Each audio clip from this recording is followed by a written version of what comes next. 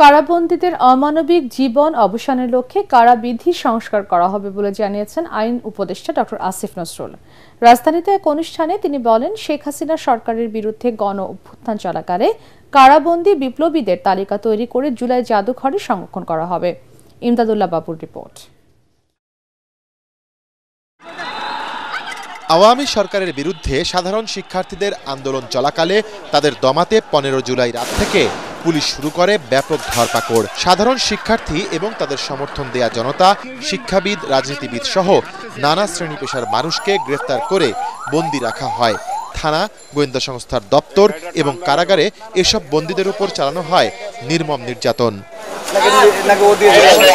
ওই সময় 28 জুলাই পর্যন্ত ঢাকা মহানগরীতে রাষ্ট্রীয় স্থাপনায় হামলা ও নাশকতার অভিযোগে প্রায় 250 মামলায় কয়েক হাজারেরও বেশি মানুষকে গ্রেফতার করে পাঠানো হয় কারাগারে।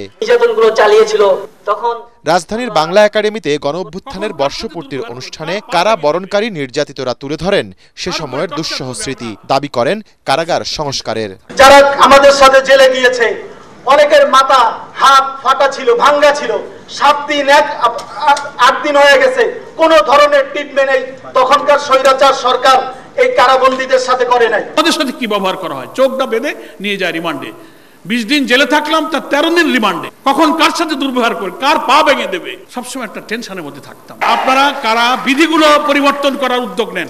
একটা রুটি সকালবেলা, আমাদের তো পেট ভরতো না রে ভাই। এই জেলখানাতেই কত বিশাল বৈষম্য, যাদের পয়সা আছে ওরা কিন্তু কিনে খেতে পারতো। এই হাসিনার পতন যদি না হতো তাহলে আসলে আমাদের অবস্থা কি হতো আমরা জানি না।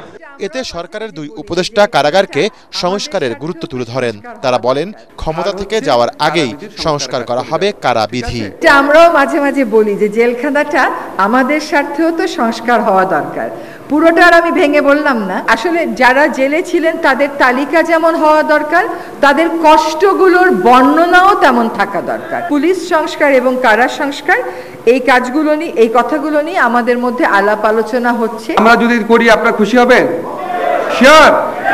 এটার বেনিফিট কিন্তু এখন যারা জেলবন্দি আছে ওরা পাবে। খুশি হবেন? আওয়ামী লীগের জন্য আলাদা জেল করার বিধান করা যাবে না। আপনাদেরকে এটুকু বলে যাই, আমরা কারাবিধির যে সংস্কার প্রয়োজন সেটা সম্পর্কে আমরা কাজ করে যাব। আপনাদের তালিকাটা করব, আমরা জুলাই জাদুঘরে রাখার ব্যবস্থা করব। এ সময় ফ্যাসিস্ট শাসকের বিরুদ্ধে গণঅভ্যুত্থানে গড়ে ওঠা বন্ধন সবাইকে ধরে রাখার আহ্বানও জানান উপদেষ্টারা। ইমদাদুল্লাহ বাবু, ATN বাংলা, ঢাকা।